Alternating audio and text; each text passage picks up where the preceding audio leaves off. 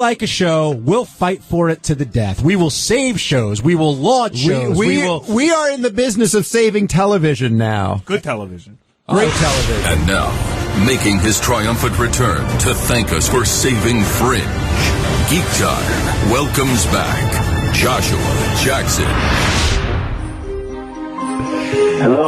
Hello, Joshua Jackson. Welcome back to Geek Time. Thank you. I have a job. Thank you. No. Thank you.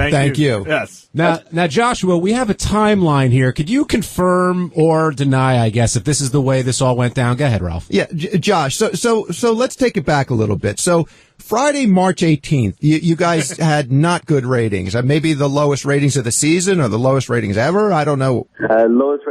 Lowest rated show ever. Okay. Which was I don't know why. We love the show. It's great. So, coincidentally, the next Saturday, March 19th, you were on Geek Time, and we had you on to tell you how much we love the show and what we could do to save it. And one of the main things, and you should still keep doing with this show, is watch it live, people, on, don't TiVo it. And the reason the ratings don't count the same with the TiVo is because you can fast forward through the commercials, and that's how that's how advertisers want to see numbers of what people are watching for their product. So, exactly.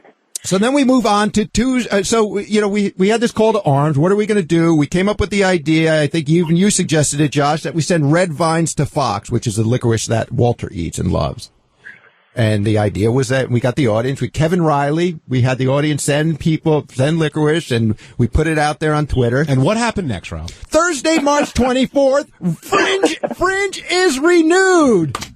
Thursday, March 24th. Jeff Pinker, one of the creators, says, we're told fans sent buckets and buckets of red licorice to Fox today. And Friday, March 25th, the ratings were up. The ratings were up. I can confirm all of this. Now, when did you get word, Josh, that you guys were coming back? We found out on Twitter. Really? Wow. Yeah, this is how I guess things work now. They put things out on Twitter first, and then some guy on set's like, hey, did we just get picked up? I don't know. Did we just get picked up? Hey, by the way, are you on Twitter? I'm not on Twitter. How come? You think I love it. How come you're not on it? I would think you'd be on it. Yeah, you're geeky like us. Because, well, I'm geeky and I'm hot-headed. Twitter is a good place for guys like me to say the things they want to say and then instantly regret them. Oh, okay. Smart man.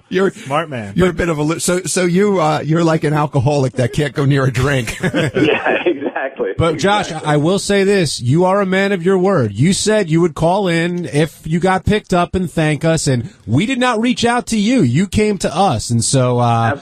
Kudos, my friend. Thank you. Guys, I can't tell you what a big deal it is. I mean, the red vine thing, and first off, I gotta get the clip of the show from last time to prove to the guys that it was us who came up with that, because they don't believe me. Well, but I sort of didn't believe it, because I'm like, Josh, were you anywhere else saying that, like, to send red vines in? No. It started on your show, I promise you. Oh, that's so great. I never mentioned it. And if I could mention it now, maybe we could stop sending red vines. Well, I went on my Twitter at my Geek Time. I told people, well, now you should probably just send them red vines anyway to thank them. But you're saying no? One, it's a good thing to hold back in case we get in trouble next year.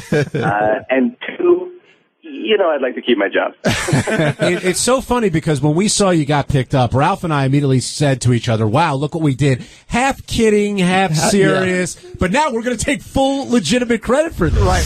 A Geek Time exclusive.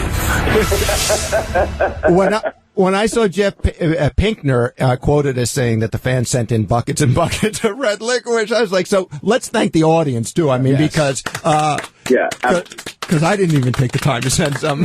So when are we going to Vancouver, Ralph? When's our official set visit, Josh? I think you got to come up for the beginning of next year.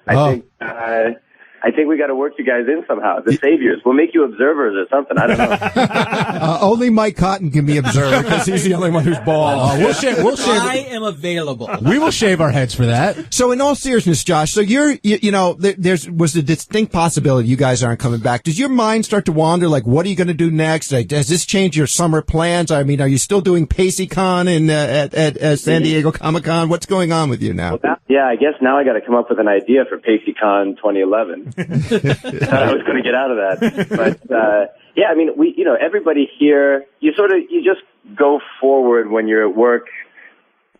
Nobody really talks about it, honestly. It's sort of on everybody's mind. Yeah. But yeah, we were right there on the bubble. And do you start looking at other projects, or are you just so focused on this, or like, hey, whatever, if it ends, it ends, and then I just deal with whatever happens? Were you planning a trip across Italy in the summer? I mean, yeah, just planning to disappear for a couple of months. No, I mean, mostly, honest to God, you think to yourself, well, I'll finish this up and hopefully we'll hear before the end one way or the other. And then just sort of see where the chips fall going forward. But it was a distinct possibility that we weren't coming back, to the point that, story-wise, there was a lot of discussion about, okay, well, how do we, if the bad news comes, how do we finish up the story in a satisfactory way? But this is much better news, and now we don't have to worry about that for another year. Yes, much, much better news. And speaking of the new season, I mean, like, obviously you trust the writers and they're doing a great job, but is there like anything you'd like to see happen with your character that either you want to see more of, less of, or something just totally different happen? Well, in the beginning, I thought there's an interesting guy there that we've never really explored. We sort of introduced this guy as a bit of a wild card, and then he pretty immediately became a very good son and coworker and now a boyfriend. So I always thought there was some more interesting stuff to see about Peter, but where the story is now, I don't really think there's space anymore for that. It would feel like a distraction from the main show. Right. But I got to tell you, not to be the guy who's pitching a show, but since I'm the guy who's pitching a show, I'll do it. The cliffhanger at the end of this year is awesome.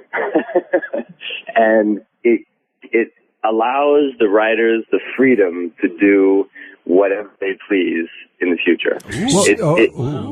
So this just splits everything open. Could you say? Like, it gets crazy at the end of the season. If last year split everything open when we introduced an entirely different universe, this, I mean, I don't want to say the thing that gets me in trouble. But this allows... No, because we don't want any... Spoiler alert. Exactly. Well, yeah, and spoilers suck. I don't want to take... Yeah, right. I wouldn't even... Like, if I was drinking with you, I wouldn't want you to tell me anything about the show. I want to sit down and watch it. And the other thing I will say, since we kiss so much fringe ass here... Their finales, are amazing. I mean, when you saw the Trade Center at the end of the first season, it was like, holy shit. Oh, and by the way, I got slammed on Twitter for us saying that, the Trade Center at the end of the first season. But listen, I mean, if we have this, time has passed, I'm going to apologize, but come on, we have the star of the show on it and we can't discuss the show. I mean, come on, people. You can't talk about the finale from the first season. If you haven't caught on the finale from the first season, it's passed you by. Well, no, but we did turn a lot of people onto the show. There's, especially with Netflix and things like that now, people can catch up. That's true. That is true. Yeah, but so start watching from the... Holy shit moment. A lot of slack, which I was surprised for, because that shot at the end of the first season is amazing. Is like one of the best shots I've seen in television in years and years and years. Yeah. Like, I don't care who you are. I don't even care if you're American. That means so much, that image, and it comes out of nowhere. And I feel, and I'm so happy now when we go into the other world and the World Trade Center is still there. I used to live across the street from it, and I just loved it. It was such a great building. So, and also it feels right that they're still standing there. Right. Yeah, right. It is a weird thing.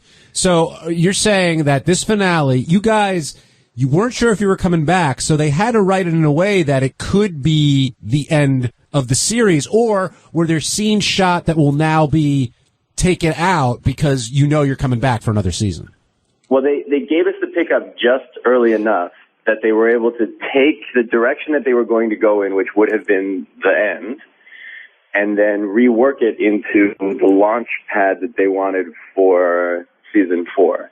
So I'm not sure if...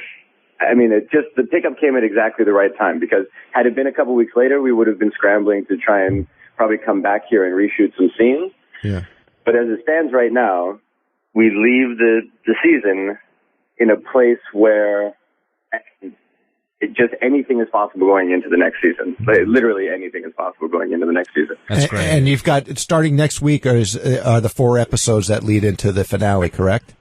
Exactly, the launch. We basically consider them to be one. The last 3 stories are are basically one story, and this is the setup episode. Yeah, and people watch it live. Don't TiVo it. Watch it. Put your sets on and you 4 episodes, and don't gather them up like I do and watch them all back to back because you need to watch it live. Wait, Josh, that starts this Friday at 9:00. This Friday at 9:00, we're back. Last night was our last rerun from our little bizarre mid-season hiatus. Yeah. But then 4 straight to the end, and we're done. That's great. Now, if this didn't come back, were we going to get, Charlie Conway, Mighty Ducks 4? What was coming? Well, I don't know. I mean, I go back to being a working actor and trying to find my next job. So, yeah, who knows? Charlie Conway, I don't know. Dawson's the geriatric years. that would be fun. But, getting back to the what you have left, I mean, do you guys have an end point besides like how many seasons you want to go for, especially at this point in your 4 seasons? You'll be at your 4th season. Is it a 5-season arc? Is there any sort of end point? You're just going to kind of go along? Well, I think, the writers have always said that they have an end point that there's a lot of mileposts along the way that they can hit. Right. But kind of like what Lost did. Yeah, exactly. But instead of, one of the things that I love about the way that we finish off this season is, Lost it tied its hands more and more the farther it went. Because the story got heavier and heavier and it became more and more dense. We do the opposite at the end of this year. And so, I have no idea what it is that we're going to kick off the next season with. And I've been a pretty good fringe predictor so far. But, the writers tell us they know where the show ends. I have no clue where we go from here. I think they're going prehistoric. That's about the only other place you go. Yeah, the last place. Well, that's what I think we should do. I was like, you know that new show Terra Nova coming on? Yeah. Eventually. I was like, we should do the punch. We could do that. We're fringe. and you promised a 3D, probably a 3D episode, season 4 too, which was they were really impressed with me for that. They're like, oh, thanks. Now they have to do it. Exactly. Josh, you are a self-described geek. Do you? And you have a good chunk of change. We had somebody on earlier who has a Star Trek captain's chair. Do you have any prized geeky possessions? Prized geek possessions, like collector stuff. Not really. Like a life-size stormtrooper, like something I would buy. Doesn't have to be a collector's item. Like what geeky stuff do you have? What's the geekiest thing? I tried to buy but was talked out of it by my better half, who's the smart one in our relationship. I tried to buy. Did you see that lightsaber that they came out with over the summer? The worst toy ever invented, an actual cutting laser lightsaber. Oh, what? not the master replicas one. You mean a cutting lightsaber? No, I didn't see that. How do we miss How that? much was that? Dude, there is a lightsaber out there. This company decided it would be a good idea to sell a medical grade lightsaber mocked up like a lightsaber, and it actually cuts. Sam, you don't have one of these? I don't know why they're allowed to sell something like that. It sounds very dangerous. How close were you to buying it? Did your wife put a kid's toy? Did your wife or girlfriend put the brakes on that, or how did that happen? How much was it? The only reason I don't have it right now is because I was so geeked out. I was on the computer. I was like, "Oh my god, you got to see this! This is awesome!" And she was like, "We're not having that in our house. That's just not happening." We had this guy on a show who built flamethrowers, but they were on his arms, but he was like a really smart mechanical guy, and he put engineer. He put butane in, and you pull your wrist back, and the flames would shoot. The coolest thing you ever saw, but they weren't for sale, or I probably would have bought that. Yeah. It's things like that I would buy that just aren't a good idea. Hey, Josh, with this summer, you got Thor, Captain America, Green Lantern. I think we might have asked you this last time, but I want to follow up since the trailers have hit new stuff's come out. I think you're a Green Lantern fan. Did you love that new WonderCon trailer? How cool was that? I'll be honest with you. Uh-oh. I haven't seen it. I've been buried in fringe. No, I haven't. I'm not going to be dissing it because I haven't seen it. Oh, it's really no. It is. Well, I thought it was really good. I think you'll dig it. It's like what everybody didn't get in the first one. If you go to Geek, Josh, you should go to mygeektime.com, and the trailer is up there. Green Lantern WonderCon trailer. Copy that.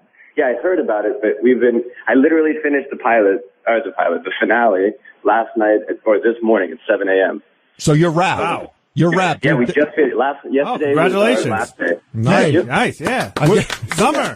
What do you guys do once you do that final shoot? Any Does Walter lead everyone in a song? Like, how do you guys wrap up? You do anything special? I wish it was like. So here's what my last day looked like. I went to work at 3 p.m. and I wrapped at 7 a.m. So any plans that you had of like, I really want to tell that guy what a good guy he is. By 7 a.m. is like, I'll see you in a couple months. When do you guys start up again? Now we can ask that question. Yeah, we start. We don't have an exact date, but it's always sort of end of June, beginning of July. And any message you want to leave to the Geek Time fans who saved your show, gave you another? Go right ahead, please. The message is thank you so much. You have no idea how much it moved the needle to save the show. So the Red Vines were awesome, and keeping us on the air is awesome. I hope you guys liked the last 4 episodes. I hope you think they kick ass as much as I do. And we get to come back and do it again next year, which is just incredible. Well, me and John were talking after too, and we just think it's so cool that you're on a show that you love doing, and you were out there to try and save the show, and you give a shit, which is really cool. But earlier with Geek Time, we did a whole tribute to Leonard Nimoy, since he is part of Fringe, either through Folivia or whatever. He's a part of it. Any great Nimoy story you can leave us with here? Peter, not you, Ralph. Well, and will he be back? Please get him back. Get the real Nimoy back. That would be so cool. We actually have Nimoy back. You do? We have, yeah. It's in a very fringy sort of way, and not as done by Anna. But we have I guess. I mean, he retired on our show, which is kind of incredible. Yeah. With the last time that he went on camera, and he's another one of those actors. As an actor, sometimes you get to just be on a set with somebody and as you can tell from this interview, don't shut up a lot. But there are some people you just want to sit down, and he's one of those guys. Did you have a moment with Nimoy? Were you able to just kind of sit in the corner with him and just kind of geek out for a minute? Because I would just pass out, I think. Well, the first time I met him, we were at Comic-Con, and I walked, it was when he had done Star Trek with JJ, and so I walked into a room with my producers, and I'm like, hey guys, what's happening? Holy shit. Hi, Mr. Nimoy, how are you? Sitting at a bar, having a drink. This is so weird. You don't drink? Yeah. You're Vulcan. A Geek Time tribute to Leonard Nimoy.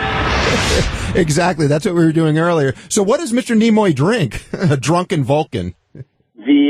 I think he was probably, he's a classy dude. I think he was probably having a glass of wine. I don't know. I was so out of space when I walked in, and all of a sudden, and I guess Comic-Con, I shouldn't have been that surprised, but it was strange. But he's a contact. Like when he finished last year, he sent the entire cast emails saying, thank you so much. And he's just an old school kind of guy like that. And ended it with LLAP. He sent us emails saying thank you so much for a great time. It's like, yeah, you're welcome, dude. Anytime. Live long and prosper. And I bet he was like glad I could help, Leonard. Yeah, anything I can do. You just let me know. Cool. Well, Josh, hey, thanks for calling us. We appreciate it. Thank you, man. We're going to remind everyone again, Fringe, all new episodes starting this Friday, 9 o'clock on Fox. Plan your Friday night around it. Watch it live. It sounds like the last 4 episodes are going to be great. And Fringe will not disappoint you when it comes to the season finale. Things will never be the same. And if you want us to save your TV show, we can be bought. This was our first free. This was our first free one, Josh. You got in on it first. We may need some plane tickets to go to Vancouver. We'll talk about that off the air. First class, Josh. You can do that. Hey, I know I don't want to take up too much of your airtime. It's okay. Last time I said I'd come back in 2 weeks and we'd talk about it. I think I should come back again now in 4 weeks after the finale airs and see what you guys think. Yes, please. Absolutely. Definitely. Right. It'll be great to have you. You're a great guest. We appreciate you coming on. Book him, Jason. No worries. Book him, Dano. All right, man. Thanks. Take care. Thank you. Right, Josh Jackson, star of Fringe. And new Geek Time regular. Yeah. Another one. Just stack them up. Hey, how about him confirming that Nimoy's coming back? That's great. Well, in some way, shape, or form. It sounds like he's going to be on set, Well, he's already back. This gets us like a show. We'll fight for it to the death. We will save shows. We will launch shows. We are in the business of saving television now. Good television. Great television. And now, making his triumphant return to thank us for saving Fringe. Geek Time welcomes back Joshua Jackson. Hello. Hello, Joshua Jackson. Welcome back to Geek Time. Thank you. I have a job. Thank you. No. Thank you. Thank you. Yes. Now, Joshua, we have a timeline here.